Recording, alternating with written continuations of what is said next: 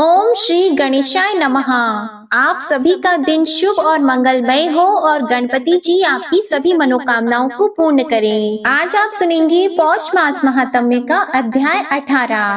आज सुनिए आगे की कथा, जिसमें गणपति की आयु का 6वां वर्ष चल रहा था। तभी एक दिन शिवजी के आश्रम में विश्वकर्मा का आगमन हुआ। मयूरेश्वर खेलने के लिए गए थे और वे लौट आए। तभी विश्वकर्मा ने उनके चरणों में प्रणाम किया और बोले, प्रभु, आपके प्रकट होने का समाचार जानकर दर्शनार्थ यहाँ उपस्थित हुआ हूँ। तब गणेश बोले, बड़ी कृपा की आपने, किंतु यह तो बताइए कि मेरे लिए उपहार क्या लाए हैं। विश्वकर्मा ने विनीत भाव से उत्तर दिया कि यद्यपि आप चराचर नाथ के लिए मैं क्या उपहार दे सकता हूँ, तथापि सभी शत्रुओं के संग्रामार्थ तीक्ष्ण परशु, पाश, पदम और अंकुश लाया हूँ जो प्रस्तुत हैं। वाह, कितना सुंदर उपहार है, यही तो चाहता था मैं। असुरों के उपद्रव बढ़ रहे हैं, देवगण उनके भय से त्रस्त हुए छिपे हैं और रमानाथ गंडकी नगर में बंदी जैसा जीवन व्यतीत कर रहे हैं। ऐसी स्थिति में असुरों से युद्ध भी करना पड़ेगा। मयूरेश्वर ने विश्वकर्मा को समझाया। विश्वकर्मा उनकी परिक्रमा करके चले गए। गणेश जी उन दिव्य अस्त्रों के चलाने का अभ्यास करने लगे। एक दिन उग्रेक्षण द्वारा भेजा हुआ एक महादैत्य वहां आया, जिसका नाम वृकासुर था। उसने गणेश जी को देखते ही उन पर आक्रमण कर दिया। तभी उन्होंने विश्वकर्मा प्रदत्त अंकुश का भयंकर प्रहार करके दैत्य की जीवन लीला समाप्त की और स्वधाम में भेज दिया। इस प्रकार 7वें वर्ष गणपति का उपनयन संस्कार हुआ। जोर शोर से तैयारी आरंभ हुई। सभी देवता, यक्ष, किन्नर, चारण और 88,000 ऋषियों ने उस उत्सव में भाग लिया। शिवजी ने सबका सहर्ष स्वागत किया। संस्कार के समय जब मुनि गण मंत्र पाठ करने लगे, तभी वहां कृतांत और काल नामक 2 भयंकर राक्षस मदमाते हाथी का रूप बनाकर आ गए। उन्होंने वहां उपद्रव आरंभ किया तो शिव गणों ने उन्हें रोका, किंतु वे शिव गणों को भी मारते मारते मंडप के निकट जा पहुँचे। उन्होंने स्तंभों को टक्कर मारकर गिराने की चेष्टा की तो भयभीत हुए मुनि कुमार, देवगण एवं ऋषि पत्नियां वहां से प्राण बचाकर भागे। उनका यह कौतुक देखकर बटु गणेश जी ने एक हाथी की सूंड पकड़कर उमेट डाली और फिर उस पर घोर मुक्के का प्रहार किया, जिससे पीड़ित होकर चीत्कार करता हुआ वो हाथी तीव्रता से पीछे को मुड़ा कि तभी उसकी जोर की टक्कर अपने साथी दूसरे हाथी से हुई। उसके कारण दूसरा हाथी भी आहत हो गया। तब विनायक ने उस पर मुक्के का प्रहार किया, जिससे वह व्याकुल हो गया, किंतु गणेश जी ने उन्हें संभलने का अवसर ही नहीं दिया। वे उन पर प्रहार करते जा रहे थे, जिससे उनके अस्थि पंजर बिखर गए और वे प्राणहीन होकर धरती पर जा गिरे। यह देखकर सभी आश्वस्त हुए और बालक के पराक्रम की प्रशंसा करने लगे। इसके बाद मयूरेश्वर का विधिवत उपनयन संस्कार संपन्न हुआ। देवताओं, मुनियों आदि ने उन्हें अनेक प्रकार के अलंकार भेंट किए और फिर सब अपने अपने स्थानों को लौट गए। इसके बाद उनका वेद अध्ययन आरंभ हुआ। गणेश के मुख से होने वाले सस्वर वेद गान सभी को मुग्ध करता था। पशु पक्षी आदि भी उसे सुनकर आनंदित होते थे।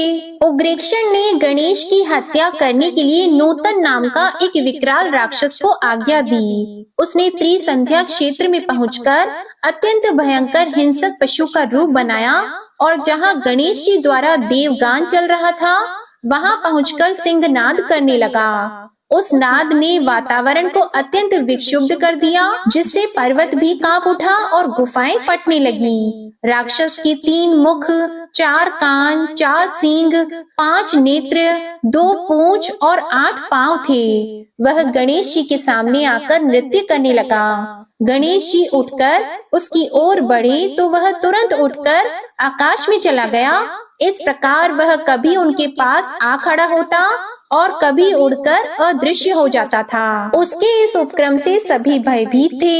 गणेश जी समझ गए कि राक्षस का अंत समय आ गया है और वे उठकर उसे पकड़ने को दौड़े तो वह वन की ओर भागा। गणेश जी उसके पीछे पीछे चलते गए। इसी बहाने से वह उन्हें घोर अरण्य में ले गया और फिर गर्जन करता हुआ आकाश में उड़ गया। उसकी गर्जना से धरती कांप उठी, नक्षत्र टूटने लगे, मेघ बिखर गए। फिर वह जैसे ही धरती पर आया वैसे ही मयूरेश्वर ने पाश फेंका, जिसके कारण उसकी समस्त माया नष्ट हो गई और वह उसमें बंधकर धराशायी हो गया। उसका विशाल शरीर चूर चूर हो गया तथा प्राण पलायन कर गए। अब एक दिन आम के वन में गणेश जी अपने साथियों के साथ खेल रहे थे। वे वृक्षों से आम के फल गिरा गिरा कर खाने लगे। कुछ मुनि कुमार परस्पर व्यंग्य करते हुए एक दूसरे पर फल फेंकने लगे तो एक फल उचटकर अंडे की रक्षा करती हुई एक स्त्री के सिर पर जोर से जा लगा। वह स्त्री क्रोध पूर्वक आकर पूछने लगी, जिसने यह फल फेंककर मुझे मारा है वह बालक कहाँ है? उसे देखकर गणेश जी उस वृक्ष के कोटर में जा छिपे। वहां उन्होंने एक चमकता हुआ श्वेत अंडा उठाकर देखा तो वह फूट गया और उससे एक विशालकाय पक्षी निकल आया। उसके विशाल पंख और नीला कंठ था। उसके मुख से अग्नि की लपटें निकल रही थीं। उसके पंख हिलाते हुए पृथ्वी कांप उठी और समुद्र क्षुब्ध हो गया। वह विशाल पक्षी भागते हुए मुनि कुमार पर पंखों से प्रहार करने लगा। यह देखकर गणेश जी ने शीघ्रता से कोटर से कूदकर उसके पंख पकड़ लिए। पक्षी भी प्रबल था। उसने किसी प्रकार अपने पंख छुड़ा लिए। अब गणेश जी और पक्षी में युद्ध छिड़ गया।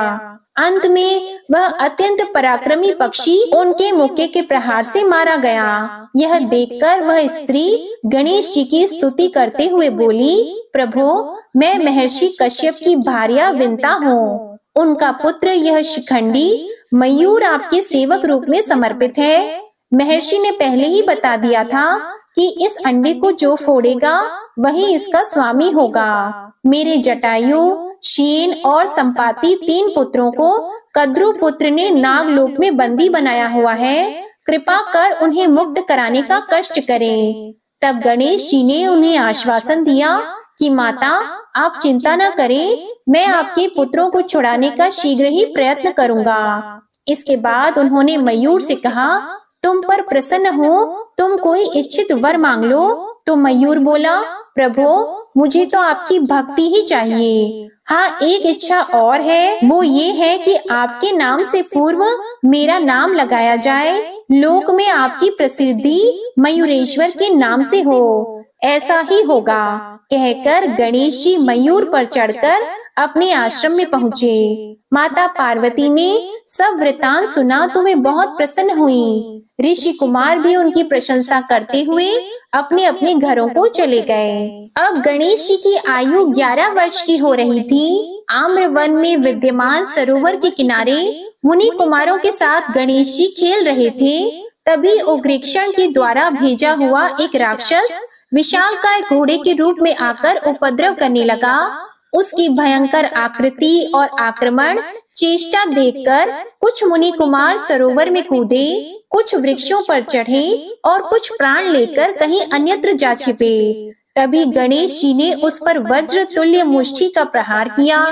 पहले तो उसने सामना किया, किंतु बार बार के मुक्के के प्रहार में उसका शरीर अत्यंत पीड़ित हो गया। तो वह प्राण बचाने के लिए सरोवर में जा कूदा। यह देखकर गणपति ने भी छलांग लगाई और उस घोड़े को जल में ही जाकर दबोचा तथा मर्दन कर मार डाला और उसका मृत शरीर उछालकर सरोवर से बाहर फेंक दिया। राक्षस को मरा देखकर सभी मुनि कुमार प्रसन्नता व्यक्त करने लगे। अश्वासुर के मरने पर वे सब अधिक हर्षित होकर जल क्रीड़ा करने लगे। वहीं कुछ नाग कन्याएं भी सरोवर की दूसरी ओर आकर जल क्रीड़ा करने लगी। तभी उनकी दृष्टि मुनि कुमारों के साथ क्रीड़ा करते हुए गणेश पर पड़ी। उन्होंने निकट आकर उनका परिचय पूछा तो गणेश ने अपना परिचय दिया और उन्होंने कुछ समय को घर चलने का आग्रह किया। वे बोले, माताजी मेरी प्रतीक्षा करती होंगी, इसलिए आपके साथ नहीं चल सकता। मुझे घर से निकले हुए बहुत विलंब हो गया है। तब नाग कन्याओं ने बहुत आग्रह किया तो वे चुपचाप उनके साथ चल दिए। मुनि बालकों को उनके जाने का पता न चला। वे समझते रहे कि गणेश जी हमारे साथ ही हैं। मार्ग में भगासुर ने उन बालकों को छल से मारने का उपक्रम किया, किंतु सर्वत्र मयूरेश्वर ने अपने प्रभाव से राक्षस को मार डाला। माता को भी यही प्रतीत हुआ कि गणेश घर पर आ गया। उन्होंने उनके प्रतिरूप को भोजन कराया और तब वे अपनी शैया पर जाकर सो गईं। नाग कन्याएं उन्हें पाताल लोक में स्थित अपने भवन ले पहुंची। वहां ऊर्ध्वत नादि करके उन्हें स्नान कराया और दिव्य वस्त्र अलंकार धारण कराकर अनेक प्रकार से उनका पूजन किया और फिर स्तुति करते हुए निवेदन किया कि प्रभु आप कुछ दिन यहाँ निवास करने की कृपा करें। जब गणेश जी ने पूछा आपके पिताजी कौन हैं, तो उन्होंने उत्तर दिया हम नागराज वासुकी की पुत्रियां हैं, वे आपके दर्शन करके बहुत प्रसन्न होंगे। यह कहकर नाग कन्याएं उन्हें अपने पिता के पास ले गईं। वहां नागराज वासुकी अत्यंत चमकते हुए रत्न सिंहासन पर विराजमान थे।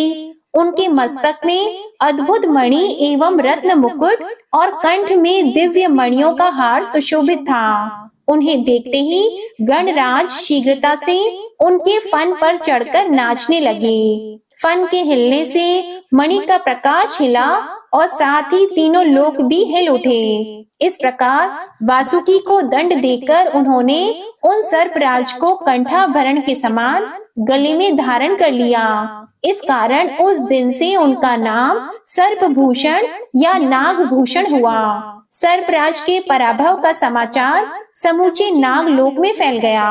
उनके भाई सहस्त्र फनधारी शेष जी ने सुना तो वे अत्यंत क्रोधित होकर सोचने लगे कि मेरे भाई वासुकी को पराजित करने वाला कौन प्रकट हो गया। यह सुनकर शेषनाग दौड़े हुए गए और उन्होंने गणपति पर आक्रमण कर दिया। गणपति ने भी उनका सामना किया। स्मरण करते ही मयूर आ उपस्थित हुआ और गणेश जी उस पर चढ़कर घोर युद्ध करने लगे। शेषनाग के साथ असंख्य नाग थे। मयूर ने उनमें बहुतों को पंख से ही मारा, बहुतों को आहत किया और कुछ नागवीरों को मुख में लेकर उदरस्त कर दिया। यह देखकर शेषनाग अत्यंत कुपित हुए। उनके मुखों एवं नासाओं से विष की भयंकर लपटें निकलने लगी। मयूर उस विष ज्वाला में झुलसकर मूर्छित हो गया और उसके गिरते ही मयूरेश अत्यंत क्रोधित हुए और उछलकर शेषनाग के सिर पर जा चढ़े और अपना भार बढ़ाकर फणों पर नृत्य करने लगे। भार असहनीय था। शेष उसे सहन नहीं कर सके और आंतरिक पीड़ा से कराते हुए रक्त वमन करने लगे। उसी स्थिति में गणेश जी ने उन्हें रस्सी के समान अपनी कटी में लपेट लिया। नागराज शेष आश्चर्य में डूब गए और सोचने लगे कि अवश्य ही यह जगदीश्वर हो सकते हैं, अन्यथा और कौन मेरी यह दशा कर सकता था। उन्होंने तुरंत ही मयूरेश के समक्ष पराजय स्वीकार की और उनकी स्तुति करते हुए बोले कि मेरे लिए क्या आज्ञा है प्रभु। गणेश बोले तुमने संपाति, जटायु और शेन को कैद कर रखा है, उन्हें छोड़ दो और मेरे पास लाने को कहो। शेष ने अपने सेवकों को वैसा करने का आदेश दिया। कुछ देर में तीनों वहां ले आए गए। इतने में मयूर की मूर्छा दूर हो गई थी और वह गणेश जी के निकट ही बैठा था। तभी संपाति आदि तीनों ने अपने बड़े भाई मयूर को प्रणाम करके माता की कुशलता का समाचार पूछा और फिर गणेश जी की आज्ञा से मुक्त होकर मयूरेश के साथ ही चल दिए। मुनि कुमारों ने मयूर वाहन गणेश जी को आते देखकर कोलाहल किया कि मयूरेश आ गए, मयूरेश आ गए। जिसे सुनकर माता पार्वती ने सोचा कि मेरा बालक तो घर में सो रहा है, यह कौन सा मयूरेश आया है। उन्होंने बाहर निकलकर देखा तो वहाँ जितने भी बालक थे वे सब मयूरेश ही दिखाई देने लगे। यह क्या, वहाँ एक नहीं सैकड़ों मयूरेश थे। मयूरेश गणपति की ख्याति बढ़ती जा रही थी। उग्रेक्षण द्वारा भेजे हुए समस्त राक्षस उनके द्वारा मारे गए थे। इसी से वह बहुत व्याकुल था। इस पर भी जब उसे यह ज्ञात हुआ कि गणेश ने नागलोक पर भी विजय प्राप्त कर ली है, तब तो वह बहुत ही चकित और भयभीत हो गया। इधर शिव पार्वती ने विचार किया कि हमारे पुत्र के कारण असुरों के उपद्रव बहुत बढ़ गए हैं। इस कारण पुत्र की सुरक्षा पर अब अधिक ध्यान दिया जाना आवश्यक है। अच्छा हो कि यहाँ से अन्यत्र चलकर रहा जाए, क्योंकि हमारे कारण यहाँ के निवासी ऋषि मुनियों को भय और आतंक का जीवन व्यतीत करना पड़ रहा है। उनके जाने की बात को सुनकर मुनियों को बड़ा दुख हुआ। वे नहीं चाहते थे कि कैलाशपति शिव, माता पार्वती और गणेश जी वहां से जाएं। उन्होंने शिव जी से प्रार्थना भी की, किंतु उन्होंने वहां से हटना ही उचित समझा। वे वहां से चलने को तैयार हुए। उस समय वहां समस्त ऋषिगण एवं ऋषि पत्नियां उपस्थित होकर विरह से व्यथित हो रहे थे। अनेक ऋषि मुनि तो उनके साथ ही चल पड़े। उनके साथ उनकी पत्नियां और बालक भी थे। शिव गणों का भारी समुदाय तो साथ था ही। जब वे मार्ग में थे, तभी उग्रेक्षण ने कमलासुर नामक अपने अत्यंत पराक्रमी वीर को उन्हें मार डालने के लिए भेजा, जो कि 12 अक्षौहिणी चतुरंगिनी दैत्य सेना के साथ मार्ग में ही आ डटा। शिव गणों ने आकर उसकी सूचना दी और कहा कि अच्छा हो कि हम आगे न बढ़ें और पीछे लौटकर असुरों की गतिविधि पर दृष्टि रखें। तब गणपति ने कहा, यदि पिताजी आप आज्ञा दें, तो मैं अकेला ही उस समस्त 12 अक्षौहिणी सेना को भस्म कर डालूं। पीछे लौटने की कोई आवश्यकता नहीं है। उनका संहार करना भी अभीष्ट है। तब शिवजी ने मयूरेश को यह आज्ञा दी कि पुत्र, अपने साथ इन गणों को भी ले जाओ। हमारा आशीर्वाद है कि तुम्हें विजय प्राप्त हो। यह कहकर शिव पार्वती भी अपने पुत्र का युद्ध कौशल देखने के लिए साथ चल दिए। आज की कथा यहीं समाप्त होती है। इसके आगे का वृतांत आप अगले अध्याय में सुनेंगे। आइए अब सुनिए पुण्य फल देने वाली बहुत ही सुंदर कथा। एक समय की बात है, भगवान श्री हरि विष्णु जी गरुड़ जी पर सवार होकर कैलाश पर्वत पर जा रहे थे और जाते समय रास्ते में गरुड़ जी ने देखा कि एक ही दरवाजे पर 2 बारातें ठहरी हुई हैं। यही बात उनकी समझ में नहीं आई। बस फिर क्या था, उन्होंने पूछा श्री हरि से कि हे प्रभु, ये कैसी अनोखी बात है कि विवाह के लिए कन्या एक है और बारातें 2 आई हैं। मेरी तो समझ में कुछ भी नहीं आ रहा। यह सुनकर श्री विष्णु भगवान बोले कि हाँ, एक ही कन्या से विवाह के लिए 2 अलग-अलग जगह से बारातें आई हैं। एक बारात पिता द्वारा पसंद किए गए लड़के की है और दूसरी बारात माता द्वारा पसंद किए गए लड़के की है।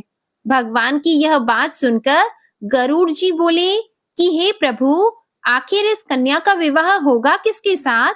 फिर प्रभु बोले कि जिसे माता ने इसके लिए पसंद किया है और बुलाया है, उसी के साथ कन्या का विवाह होगा। अब भगवान की बातें सुनकर गरुड़ जी मौन हो गए और भगवान को वैकुंठ पर पहुंचाकर कौतूहलवश फिर से उसी जगह पर आ गए जहां दोनों बारातें ठहरी हुई थी। प्रिय भक्तजनों, गरुड़ जी के मन में विचार आया कि यदि मैं माँ के द्वारा बुलाए गए इस वर को यहाँ से हटा दूं, तो कैसे विवाह संभव होगा। बस फिर क्या था, उनके मन में जो विचार आया, उन्होंने भगवान के विधान को देखने की जिज्ञासा के लिए तुरंत ही उस वर को उठाया और ले जाकर समुद्र के एक टापू पर छोड़ दिया। ऐसा करने के बाद गरुड़ जी थोड़ी देर के लिए ठहरे भी नहीं कि उनके मन में अचानक दूसरा विचार आया कि मैं तो इस लड़के को यहाँ उठाकर लेकर आ गया, पर यहाँ तो इसके खाने पीने की कोई व्यवस्था ही नहीं है। ऐसे में इस निर्जन टापू पर तो यह भूखा ही मर जाएगा और वहाँ सारी बारात मजे से 56 भोग का आनंद लेगी। यह कतई उचित नहीं है। इसका तो पाप अवश्य ही मुझे लगेगा। बस ऐसा विचार करके उन्होंने सोचा कि मुझे इसके लिए भी खाने का कुछ इंतजाम तो करना ही चाहिए। यदि विधि का विधान देखना है तो थोड़ा सा तो मुझे परिश्रम करना ही पड़ेगा। और ऐसा सोचकर गरुड़ जी वापस उसी स्थान पर फिर से आ गए। इधर कन्या के घर पर स्थिति यह थी कि वर के लापता हो जाने से कन्या की माता को बड़ी निराशा हो रही थी, लेकिन अब भी वह अपनी हट पर जिद पर अड़ी थी। इसलिए कन्या को एक भारी टोकरी में बिठाकर ऊपर से फल फूल मेवा मिष्ठान आदि सजाकर उन्होंने रख दिया, जिसमें कि भोजन सामग्री ले जाने के निमित्त वर पक्ष से लोग आए थे। माता द्वारा उसी टोकरी में कन्या को छिपाकर भेजने के पीछे उनकी यह मंशा थी कि वर पक्ष के लोग कन्या को अपने घर ले जाकर वर को खोजकर उन दोनों का ब्याह करा देंगे। माता ने अपना यह भाव किसी तरह होने वाले अपने समधी को सूचित भी कर दिया। अब संयोग की बात देखिए कि आंगन में रखी हुई उसी टोकरी को, जिसमें कन्या की माता ने विविध फल मेवा मिष्ठान आदि से भरकर कन्या को छिपा कर रखा था, गरुड़ जी ने उसे भरा देखकर उठाया और लेकर उड़ गए। उस टोकरी को ले जाकर गरुड़ जी उसी निर्जन टापू पर, जहां पहले से ही वर को उठा ले जाकर उन्होंने रखा था, उसे वर के सामने रख दिया। इधर भूख के मारे व्याकुल हो रहे वर ने जैसे ही अपने सामने भोजन की सामग्रियों से भरी टोकरी को देखा, तो उसने टोकरी से जैसे ही खाने के लिए फल आदि निकालना शुरू किया, तो देखा कि उसमें 16 श्रृंगार किए हुए वह युवती बैठी है, जिससे कि उनका विवाह होना था। गरुड़ जी यह सब देखकर दंग रह गए। उन्हें निश्चय हो गया कि हरि इच्छा बलवान है। फिर तो शुभ मुहूर्त विचार कर स्वयं गरुड़ जी ने ही पुरोहिताई का कर्तव्य निभाया, वेद मंत्रों से विधि पूर्वक विवाह संपन्न करवाया और वर वधू को आशीर्वाद देकर उन्हें फिर से उनके घर पर वापस पहुंचा दिया। उसके बाद गरुड़ जी प्रभु के पास आकर उन्हें सारा वृतांत निवेदन किया और प्रभु पर अधिकार समझकर झुंझलाकर बोले, हे प्रभु, आपने अच्छी लीला की, सारे विवाह के कार्य हमसे ही करवा दिए। भगवान गरुड़ जी की बातों को सुनकर मंद मंद मुस्कुरा रहे थे। प्रिय भक्तजनों, इसलिए श्री कृष्ण भगवान कहते हैं, करता तू वह है जो तू चाहता है, परंतु होता वह है जो मैं चाहता हूँ। कर तू वह जो मैं चाहता हूँ, फिर होगा वह जो तू चाहेगा। तो प्रेम से बोलिए श्री राधा कृष्ण भगवान की जय। आइए अब सुनते हैं श्रीमद् भगवत गीता का अध्याय 14। भगवान श्री कृष्ण ने अर्जुन से कहा, अब मैं तुमसे समस्त ज्ञानों में सर्वश्रेष्ठ इस परम ज्ञान को पुनः कहूंगा, जिसे जान लेने पर समस्त मुनियों ने परम सिद्धि प्राप्त की है। इस ज्ञान में स्थिर होकर मनुष्य मेरी जैसी दिव्य प्रकृति यानी स्वभाव को प्राप्त कर सकता है। इस प्रकार स्थित हो जाने पर वह न तो सृष्टि के समय उत्पन्न होता है और न प्रलय के समय विचलित होता है। हे भरत पुत्र, ब्रह्मा नामक भौतिक वस्तु जन्म का स्तोत्र है और मैं इसी ब्रह्मा को गर्भस्थ करता हूँ, जिससे समस्त जीवों का जन्म होता है। हे कुंती पुत्र, तुम यह समझ लो कि समस्त प्रकार की जीव योनियां इस भौतिक प्रकृति में जन्म द्वारा संभव है और मैं उनका बीज प्रदाता पिता हूँ। भौतिक प्रकृति 3 गुणों से युक्त है। ये है सतो, रजो तथा तमोगुण। हे महाबाहु अर्जुन, जब शाश्वत जीव प्रकृति के संसर्ग में आता है तो वह इन 3 गुणों से बंध जाता है। हे निष्पाप, सतोगुण अन्य गुणों की अपेक्षा अधिक शुद्ध होने के कारण प्रकाश प्रदान करने वाला और मनुष्यों को सारे पाप कर्मों से मुक्त करने वाला है। जो लोग इस गुण में स्थित होते हैं वे सुख तथा ज्ञान के भाव से बंध जाते हैं। हे कुंती पुत्र, रजोगुण की उत्पत्ति असीम आकांक्षाओं तथा तृष्णाओं से होती है और इसी के कारण से यह देहधारी जीव सकाम कर्मों से बंध जाता है। हे भरत पुत्र, तुम जान लो कि अज्ञान से उत्पन्न तमोगुण समस्त देहधारी जीवों का मोह है। इस गुण के प्रतिफल पागलपन, आलस तथा नींद है, जो बद्ध जीव को बांधते हैं। हे भरत पुत्र, सतोगुण मनुष्य को सुख से बांधता है, रजोगुण सकाम कर्म से बांधता है और तमोगुण मनुष्य के ज्ञान को ढक कर उसे पागलपन से बांधता है। हे भरत पुत्र, कभी कभी सतोगुण, रजोगुण तथा तमोगुण को परास्त करके प्रधान बन जाता है, तो कभी रजोगुण सतोगुण तथा तमोगुणों को परास्त कर देता है, और कभी ऐसा होता है कि तमोगुण सतो तथा रजोगुणों को परास्त कर देता है। इस प्रकार श्रेष्ठता के लिए निरंतर स्पर्धा चलती रहती है। सतोगुण की अभिव्यक्ति को तभी अनुभव किया जा सकता है जब शरीर के सारे द्वार ज्ञान के प्रकाश से प्रकाशित होते हैं। हे भरतवंशियों में प्रमुख, जब रजोगुण में वृद्धि हो जाती है तो अत्यधिक आसक्ति, सकाम कर्म, गहन उद्यम तथा अनियंत्रित इच्छा एवं लालसा के लक्षण प्रकट होते हैं।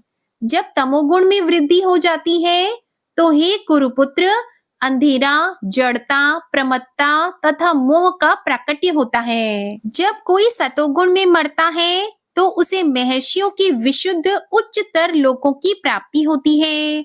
जब कोई रजोगुण में मरता है तो वह सकाम कर्मियों के बीच जन्म ग्रहण करता है, और जब कोई तमोगुण में मरता है तो वह पशु योनि में जन्म धारण करता है।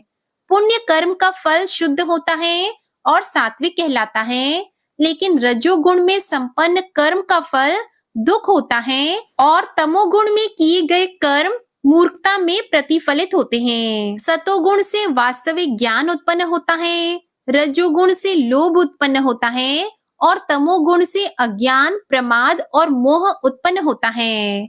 सतोगुणी व्यक्ति क्रमशः उच्च लोकों को ऊपर जाते हैं, रजोगुणी इसी पृथ्वी लोक में रह जाते हैं, और जो अत्यंत गर्हित तमोगुण में स्थित हैं, वे नीचे नरक लोकों को जाते हैं। जब कोई यह अच्छी तरह जान लेता है कि समस्त कार्यों में प्रकृति के तीनों गुणों के अतिरिक्त अन्य कोई कर्ता नहीं है, और जब वह परमेश्वर को जान लेता है जो इन तीनों गुणों से परे है, तो वह मेरे दिव्य स्वभाव को प्राप्त होता है। जब देहधारी जीव भौतिक शरीर से संबंध इन तीनों गुणों को लांघने में समर्थ होता है, तो वह जन्म, मृत्यु, बुढ़ापा तथा अनेक कष्टों से मुक्त हो सकता है और इसी जीवन में अमृत का भोग कर सकता है। तब अर्जुन ने पूछा, हे भगवान, जो इन तीनों गुणों से परे है, वह किन लक्षणों के द्वारा जाना जाता है? उसका आचरण कैसा होता है?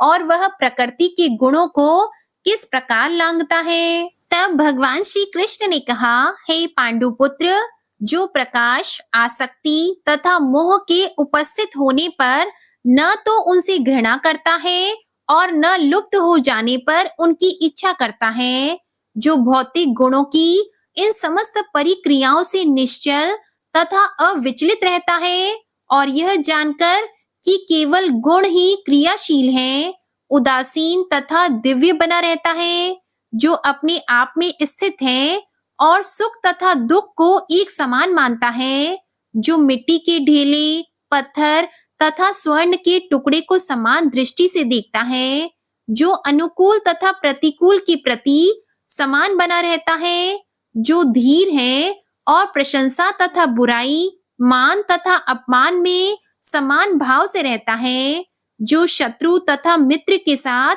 समान व्यवहार करता है, और जिसने सारे भौतिक कार्यों का परित्याग कर दिया है, ऐसे व्यक्ति को प्रकृति के गुणों से अतीत कहते हैं। जो समस्त परिस्थितियों में अविचलित भाव से पूर्ण भक्ति में प्रवृत्त होता है, वह तुरंत ही प्रकृति के गुणों को लांघ जाता है और इस प्रकार ब्रह्मा के स्तर तक पहुंच जाता है। और मैं ही उस निराकार ब्रह्मा का आश्रय हूँ, जो अमर्त्य, अविनाशी तथा शाश्वत है और चरम सुख का स्वाभाविक पद है। जय श्री कृष्णा। श्रीमद् भगवद गीता का अध्याय 14 संपूर्ण हुआ। प्रिय श्रोताओं, आइए अब गजेंद्र मोक्ष स्तोत्र का पाठ करते हैं। इस माह में गजेंद्र मोक्ष स्तोत्र पढ़ने मात्र से जहाँ सभी प्रकार के ऋण कर्ज से मुक्ति मिलती है, वहीं 10 दिशाओं से शुभ फल दिलाने में भी सक्षम है। इस स्तोत्र का जाप करने से जीवन में किसी भी प्रकार की परेशानी से मुक्ति मिल जाती है। इस स्तोत्र में हाथी और मगरमच्छ के साथ हुए युद्ध का वर्णन किया गया है और गजेंद्र जब युद्ध से हार जाता है तो भगवान श्री हरि विष्णु का ध्यान करके उनकी स्तुति करता है और उस स्तुति से प्रसन्न होकर भगवान श्री हरि विष्णु आते हैं और उसे मोक्ष प्रदान करते हैं। प्रिय भक्तजनों, इस पाठ को करते समय अगर हम अपने मन में यह भावना रखें कि हे श्री हरि विष्णु जी, हे मेरे प्रभु, जिस प्रकार से आपने गजेंद्र को उसकी परेशानी से बाहर निकाला, उसी प्रकार से हमें भी हमारी परेशानियों से बाहर निकालिए, तो मानिए निश्चित ही भगवान श्री हरि विष्णु हमारी मदद के लिए स्वयं आते हैं। तो आइए बड़ी ही भक्ति और सच्ची भावना से भगवान श्री हरि विष्णु का ध्यान करके इस परम कल्याण स्तोत्र का पाठ करते हैं। शुक जी ने कहा कि बुद्धि के अनुसार पिछले अध्याय में वर्णन किए गए रीति से अपने मन को नियंत्रित कर और हृदय को स्थिर करके गजेंद्र अपने पिछले जन्म में याद किए गए सर्वोच्च कार्य और बार बार जाप किए जाने वाले स्तोत्र का जाप करने लगा। गजेंद्र ने मन ही मन श्री हरि विष्णु को ध्यान करते हुए कहा कि जिनके प्रवेश करने से शरीर और मस्तिष्क चेतन की तरह व्यवहार करने लगते हैं, ओम द्वारा लक्षित और पूरे शरीर में प्रकृति और पुरुष के रूप में प्रवेश करने वाले उस सर्वशक्तिमान देवता का मैं मन ही मन स्मरण करता हूँ, जिनके सहारे ये पूरा संसार टिका हुआ है, जिनसे ये संसार अवतरित हुआ है, जिन्होंने प्रकृति की रचना की है और जो खुद उसके रूप में प्रकट हैं, लेकिन इसके बावजूद भी वो इस दुनिया से सर्वोपरि और श्रेष्ठ हैं। ऐसे अपने आप और बिना किसी कारण के भगवान की मैं शरण में जाता हूँ।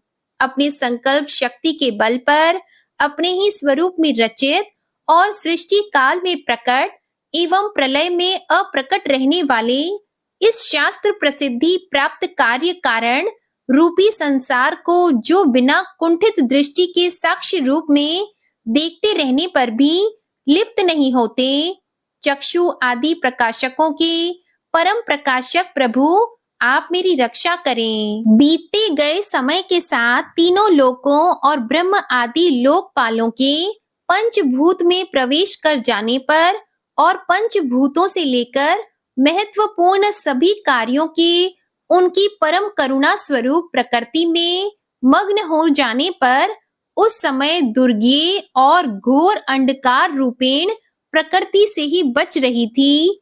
उस अंधकार से परे अपने परम धाम में जो सर्वव्यापी भगवान सभी दिशाओं में प्रकाशित होते रहते हैं, वो भगवान मेरी रक्षा करें।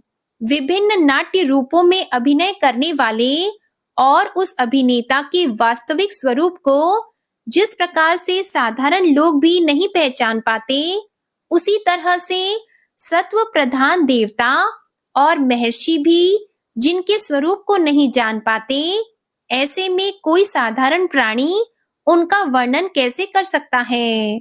ऐसे दुर्गम चरित्र वाले भगवान मेरी रक्षा करें। अनेकों शक्ति से मुक्त सभी प्राणियों को आत्म बुद्धि प्रदान करने वाले, सबके बिना कारण हित और अतिशय साधु स्वभाव ऋषि मुनि जन जिनके परम स्वरूप को देखने की इच्छा के साथ वन में रहकर अखंड ब्रह्मचार्य तमाम अलौकिक व्रतों को नियमों के अनुसार पालन करते हैं, ऐसे प्रभु ही मेरी गति है। वह जिनका हमारी तरह ना तो जन्म होता है और ना जिनका अहंकार में कोई भी काम नहीं होता, जिनके निर्गुण रूप का ना कोई नाम है और ना कोई रूप है, इसके बावजूद भी वह समय के साथ इस संसार की सृष्टि और प्रलय के लिए अपनी इच्छा से अपने जन्म को स्वीकार करते हैं। उस अनंत शक्ति वाले परम ब्रह्मा परमेश्वर को मेरा नमस्कार है। प्राकृत आकार रहित और अनेक रूप वाले अद्भुत भगवान को मेरा बार बार नमस्कार है। स्वयं प्रकाशित सभी साक्ष्य परमेश्वर को मेरा शत शत नमन है। वैसे देव जो मन वाणी और चित्त वृत्तियों से परे हैं, उन्हें मेरा बारंबार नमस्कार है। विवेक से परिपूर्ण, पुरुष के द्वारा सभी सत्व गुणों से परिपूर्ण, निवृत्ति धर्म के आचरण से मिलने वाले योग्य, मोक्ष सुख की अनुभूति रूपी भगवान को मेरा नमस्कार है। सभी गुणों के स्वीकार शांत, रजोगुण को स्वीकार करके अत्यंत और तमोगुण को अपनाकर मूड से जाने जाने वाले, बिना भेद के और हमेशा सद्भाव से ज्ञान धनी प्रभु को मेरा नमस्कार है। शरीर के इंद्रिय के समुदाय रूप, सभी पिंडों के ज्ञाता, सभी के स्वामी और साक्षी स्वरूप देव आपको मेरा नमस्कार है। सभी के अंतर्यामी, प्रकृति के परम कारण, लेकिन स्वयं बिना कारण भगवान को मेरा शत शत नमस्कार है। सभी इंद्रियों और सभी विषयों के जानकार, सभी प्रतीतियों के कारण रूप, संपूर्ण जड़ प्रपंच और सबकी मूलभूता अविद्या के द्वारा सूचित होने वाले और सभी विषयों में अविद्या रूप से भासने वाले भगवान को मेरा नमस्कार है। सबके कारण, लेकिन स्वयं बिना कारण होने पर भी, बिना किसी परिणाम के होने की वजह से, अन्य कारणों से भी विलक्षण कारण आपको मेरा बार बार नमस्कार है। सभी वेदों और शास्त्रों के परम तात्पर्य, मोक्ष रूपी और श्रेष्ठ पुरुषों की परम गति देवता को मेरा नमस्कार है। वह जो त्रिगुण रूपों में छिपी हुई ज्ञान रूपी अग्नि है, वैसे गुणों में हलचल होने पर जिनके मन मस्तिष्क में संसार को रचने की वृत्ति उत्पन्न हो उठती हो, और जो आत्मा तत्व की भावना के द्वारा विधि निषेध रूप शास्त्र से भी ऊपर उठे हो, जो महाज्ञानी महात्माओं में स्वयं प्रकाशित हो रहे हो, ऐसे भगवान को मेरा नमस्कार है। मेरे जैसे शरणागत पशु के समान जीवों की अविद्या रूप फांसी को पूर्ण रूप से काट देने वाले परम दयालु और दया दिखने में कभी भी आलस नहीं करने वाले भगवान को मेरा नमस्कार है। अपने अंश से सभी जीवों के मन में अंतर्यामी रूप से प्रकट होने वाले सर्वनियंता अनंत परमात्मा आपको मेरा नमस्कार है। जो शरीर, पुत्र, मित्र, घर और संपत्ति सहित कुटुंबियों में अशक्त लोगों के द्वारा कठिनाई से मिलते हों और मुक्त पुरुषों के द्वारा अपने हृदय में निरंतर चिंतित ज्ञान स्वरूप सर्वसमर्थ परमेश्वर को मेरा नमस्कार है।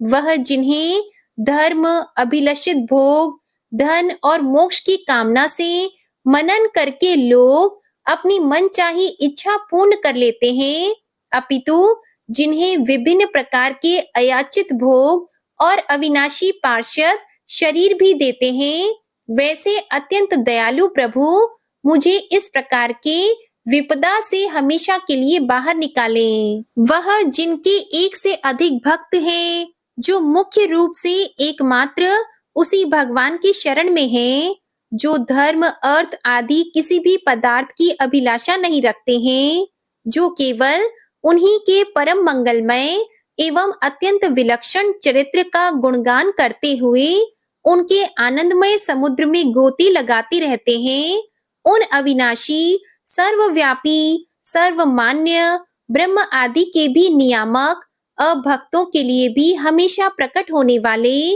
भक्ति योग द्वारा प्राप्त, अत्यंत निकट होने पर भी माया के कारण अत्यंत दूर महसूस होने वाले, इंद्रियों के द्वारा अगम्य और अत्यंत दुर्विज्ञेय, अंतर रहित लेकिन सभी के आदि कारक और सभी तरफ से परिपूर्ण उस भगवान की मैं स्तुति करता हूँ। वो जो ब्रह्मा सहित सभी देवता, चारों वेद, समस्त चर और अचर जीव के नाम और आकृति भेद से, जिनके अत्यंत क्षुद्र अंशों से रचित हैं, जिस तरह से जलती हुई अग्नि की लपटें और सूरज की किरणें हर बार निकलती हैं और फिर से अपने कारण में लीन हो जाती है, उसी प्रकार बुद्धि, मस्तिष्क, इंद्रियां और नाना योनियों के शरीर, जिन सभी गुणों से प्राप्त शरीर जो स्वयं प्रकाश परमात्मा से अवतरित होकर फिर से उन्हीं में लीन हो जाता है। वह भगवान जो ना तो देवता है, ना असुर, ना मनुष्य और ना ही मनुष्य से नीचे किसी अन्य योनि के प्राणी, ना ही वो स्त्री है, ना पुरुष और ना ही नपुंसक और ना ही वो कोई ऐसे जीव हैं जिनका इन तीनों ही श्रेणी में समावेश है। वो ना तो गुण है, ना कर्म है, वो ना ही कार्य है और ना ही कारण। इन सभी योनियों का निषेध होने पर जो बचता है वही उनका असली रूप है। ऐसे प्रभु मेरा उत्थान करने के लिए प्रकट हो। अब मैं इस मगरमच्छ के चंगुल से आजाद होने के बाद जीवित नहीं रहना चाहता। इसकी वजह यह है कि मैं सभी तरफ से अज्ञानता से ढके इस हाथी के शरीर का क्या करूं? मैं आत्मा के प्रकाश से ढक देने वाले अज्ञानता से युक्त इस हाथी के शरीर से मुक्त होना चाहता हूँ, जिसका काल क्रम से अपने नाश नहीं होता, बल्कि ईश्वर की दया और ज्ञान से उदय हो पाता है। इस प्रकार से मोक्ष के लिए लालायित संसार के रचयिता स्वयं संसार के रूप में प्रकट, लेकिन संसार से परे, संसार में एक खिलौने की तरह खेलने वाले, संसार में आत्म रूप से व्याप्त, अजन्मा, सर्वव्यापी एवं प्राप्य वस्तुओं में सर्वश्रेष्ठ श्री हरि का केवल स्मरण करता हूँ और उनकी शरण में जाता हूँ। वह जिन्होंने भगवत शक्ति रूपी योग के द्वारा कर्मों को जला डाला है, जिन्हें समस्त योगी ऋषि अपने योग के द्वारा अपनी शुद्ध हृदय में प्रकट देखते हैं, उन योगेश्वर भगवान को मेरा नमस्कार है। वह जिनके तिगुणे शक्तियों का राग, रूप, वेग और असहाय है, जो सभी इंद्रियों के विषय रूप में मौजूद हैं, वह जिनकी इंद्रियां समस्त विषयों में ही बसी रहती हैं, ऐसे लोग जिनको मार्ग मिलना भी असंभव नहीं है, वैसे शरणागत एवं अपार शक्तिशाली वाले भगवान आपको मेरा नमस्कार है। वह जिनकी अविद्या नाम के शक्ति के कार्य रूप से ढके हुए हैं, वह जिनके रूप को जीव समझ नहीं पाते, ऐसे अपार महिमा वाले भगवान की मैं शरण लेता हूँ। श्री शुकदेव जी कहते हैं कि वह जिसने पूर्व प्रकार से भगवान के भेद रहित सभी निराकार रूप का वर्णन किया था, उस गजराज के करीब जब ब्रह्मा जी साथ में अन्य कोई देवता नहीं आए, जो अपने विभिन्न प्रकार की विशेष विग्रह को ही अपना रूप मानते हैं, ऐसे में साक्षात विष्णु जी, जो सभी के आत्मा होने के कारण सभी देवताओं के रूप हैं, तब वहां प्रकट हुए। गजराज को इस प्रकार से दुखी देखकर और उसके पढ़े गए स्तुति को सुनकर चक्रधारी प्रभु इच्छा अनुसार वेग वाले गरुड़ की पीठ पर सवार होकर सभी देवों के साथ उस स्थान पर पहुंचे जहां वह गज था। सरोवर के अंदर महाबलशाली मगरमच्छ द्वारा जकड़े और दुखी उस हाथी ने आसमान में गरुड़ की पीठ पर बैठे और हाथों में चक्र लिए भगवान विष्णु को आते हुए जब देखा, तो वह अपनी सूंड में पहले से ही उनकी पूजा के लिए रखे कमल के फूल को श्री हरि पर बरसाते हुए कहने लगा, सर्व पूज्य भगवान श्री हरि, आपको मेरा प्रणाम। सर्व पूज्य भगवान श्री हरि, आपको मेरा नमस्कार। लाचार हाथी को देखकर श्री हरि विष्णु गरुड़ से नीचे उतरकर सरोवर में उतर आए और बेहद दुखी होकर ग्राह सहित उस गज को तुरंत ही सरोवर से बाहर निकाल आए और देखते ही देखते अपने चक्र से मगरमच्छ के गर्दन को काट दिए और हाथी को उस पीड़ा से बाहर निकाल लिया। प्रिय भक्तजनों, इस प्रकार गजेंद्र मोक्ष स्तोत्र संपूर्ण हुआ। प्रेम से बोलिए भगवान श्री हरि विष्णु जी की जय। जय माता लक्ष्मी जी, जय हो नारायण भगवान की। आज की कथा अगर पसंद आई हो तो वीडियो को लाइक करके चैनल जरूर सब्सक्राइब कीजिएगा और कमेंट में श्री लक्ष्मी नारायण भगवान जी की जय भी जरूर लिखिएगा। इसी के साथ आज आप हमारे चैनल पर गुरुवार की व्रत कथा भी जरूर सुनिएगा। जय श्री राधे कृष्णा।